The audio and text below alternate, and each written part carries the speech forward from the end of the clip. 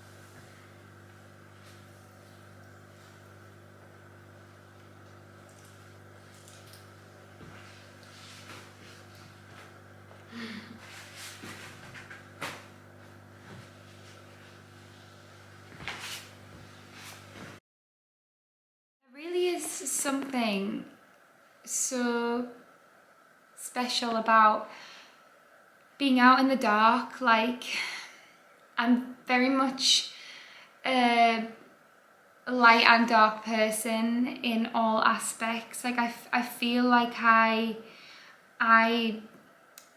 get into both equally as much. Like, if I retrace my tracks in a sense,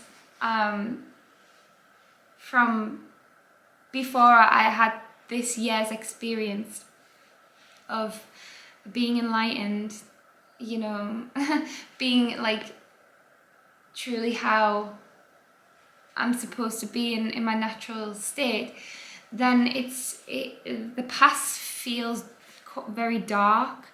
The future feels very light, but I know that the past has had some light and the future will have some dark as well. Like, it's not so it doesn't just become eradicated. Like, they're on a scale, you know. So I love the daylight. I love waking up and there being a sunrise, and I love the sun just soaking me, and I love watching it move around the sky, and like, especially when it's this burning orange sunset. I saw the most incredible one a few nights ago, and it's incredible. But then there's something so special about the darkness where we're afraid of it. We get taught to be afraid of it, and essentially it's the side of life that everyone is under the illusion that it's bad, I think. But actually, if you can view the darkness as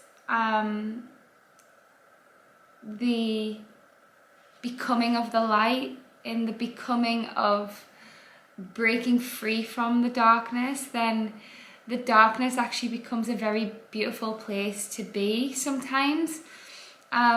If you can try to appreciate it.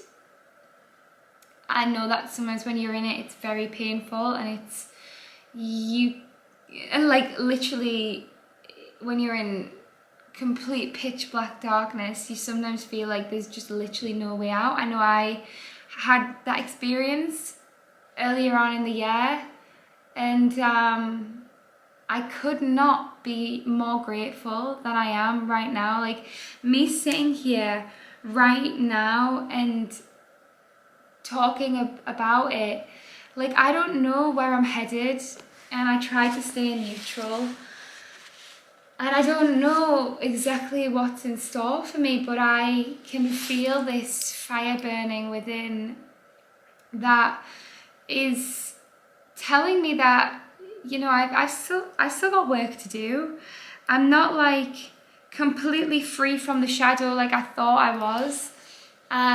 The ecstasy that I was feeling, like, it really was, I mean, pure ecstasy. Like, my soul being freed from the constraints of my mind it was, I mean, I still get it sometimes, but what I experienced, what I have experienced and will continue to experience the, the journey of that, especially from like sort of June to October time, it was just so incredible, and I'm so thankful, and I can just feel that spilling over into my whole life now.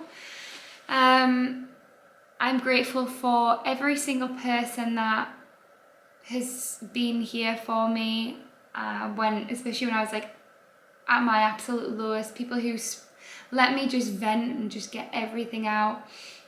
People who, my housemates that I lived with at the time, my friend Gina, she is an angel, like listening to me crying and letting me just say how I felt at the time, and just listening to me like that completely, loving, warm nature of someone where they're so pure and they truly are like a beacon of light. And my mum, I FaceTimed her every single day, even when my mum and dad were on holiday, and I'd said to myself, don't call them and cry. I'd FaceTime them to see how they were and see if they were enjoying themselves, and then I'd end up crying, and regurgitating the same things, repeating the same things. And, wow, we have 6 minutes. And, those things brought me to where I am at right now. Every experience, it brings you forwards, even if in the moment you think it's pulling you back. The way I see it is, every low point is actually a high point in disguise. It's that the way we feel it, we interpret it as bad, as negative, but negativity is literally a stepping stone to positivity. I think if I hadn't been so negative and I hadn't been so desperately helpless, then I'd never have become this person sat here talking right now. I'd never have videoed myself if I wasn't so determined to see myself as I am and love myself. Like, to love yourself is not just to look at yourself and be like, okay, you look nice, I like you.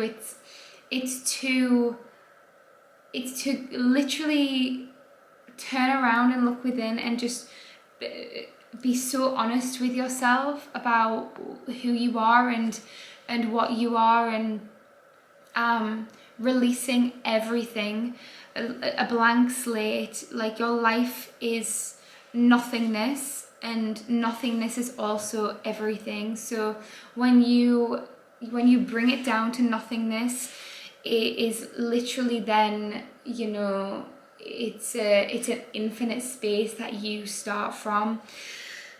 And then you realize that nothing is actually as big or as small as you had perceived beforehand. I go into these experiences of just a simple evening walk, like, I can't find the language for what something so insignificant brings to the table within my existence.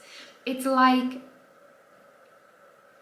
to feel the weather and let it consume me. Like, let the rain hit my face and let the wind blow onto me, and me close my eyes and almost just transform into the weather, and love it so much, and be thankful that I can experience it so purely, like within this body, that I am this person that does this, that this soul is so deeply intertwined with with the life force that is here.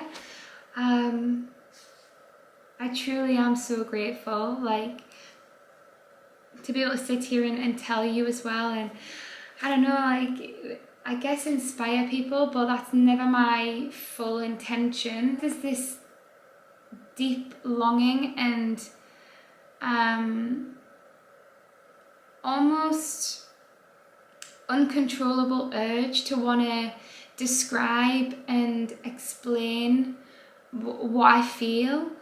We pass each other, we move in and out of each other, we converse and we connect, but do we ever truly like learn and know about one another so deeply? And isn't this is just such a beautiful thing in this life? And that all of everything is around us, like, you know, like Ewa from Avatar. Yeah. Thanks for listening. I'll be back soon, and I do love you all. I really do. I love this life. I love this opportunity. I love this space. I love that I can go as slowly as I want and always progress and never criticize myself for anything that may be perceived as, you know, unsuccessful or whatever. Like, here we are in this energetic, beautiful environment, so free and so powerful, you know. Okay. Mwah. All of my love, all of it. You're awesome. Goodbye.